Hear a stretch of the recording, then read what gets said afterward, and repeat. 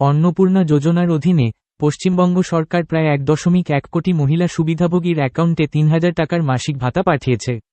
প্রক্রিয়াটি চলতে থাকায় অনুমোদিত 1.2 থেকে 1.3 কোটি ব্যক্তির বাকি অ্যাকাউন্টগুলিতেও টাকা জমা করা হবে।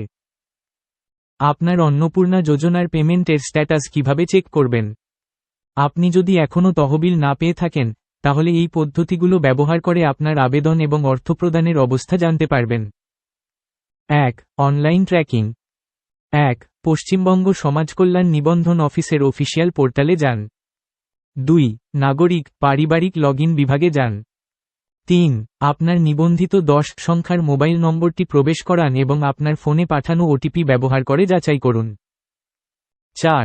লগ ইন করার পর ট্র্যাক অ্যাপ্লিকেশন স্ট্যাটাস ড্যাশবোর্ডে যান। এবং 5. আপনার স্ট্যাটাস দেখার জন্য আপনার বিবরণ, যেমন আপনার অ্যাপ্লিকেশন রেফারেন্স নম্বর, আধার নম্বর বা স্বাস্থ্য সাথী কার্ড নম্বর প্রবেশ করান। 2. Offline checking. আপনার স্থানীয় ব্লক উন্নয়ন কার্যালয় বিডিও বা পৌরসভা কার্যালয়ে যোগাযোগ করুন।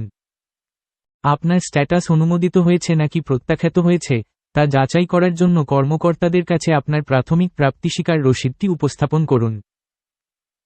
প্রত্যাখ্যান বিলম্বের প্রধান কারণসমূহ। জালিয়াতি রোধে রাজ্য সরকার কঠোর যাচাই বাছাই করেছে, যার ফলে প্রায় 26 লক্ষ আবেদনপত্র বাতিল করা হয়েছে। নিম্নলিখিত ক্ষেত্রে আপনার অর্থপ্রদান বিলম্বিত হতে পারে: আপনার আধার আপনার ব্যাংক অ্যাকাউন্টের সাথে লিঙ্ক করা নেই, অথবা যদি ডাইরেক্ট বেনিফিট ট্রান্সফার ডিবিটি পরিষেবা নিষ্ক্রিয় করা থাকে। যাচাই বাছাই প্রক্রিয়া চলাকালীন বাসস্থান বা নাগরিকত্ব সংক্রান্ত অসঙ্গতি পাওয়া গেছে। আপনি যদি এগিয়ে যেতে চান, তাহলে আমাকে বলুন, আপনি কি আগের লক্ষ্মী ভাণ্ডারের টাকা পেয়েছেন? আপনার 16 সংখ্যার অ্যাপ্লিকেশন আইডি কি প্রস্তুত আছে? আপনার আবেদনটি অনুমোদিত হয়েছে কিনা তা পরীক্ষা করার জন্য পোর্টালের নির্দিষ্ট ধাপগুলো অনুসরণ করতে আমি আপনাকে সাহায্য করতে পারি। এআই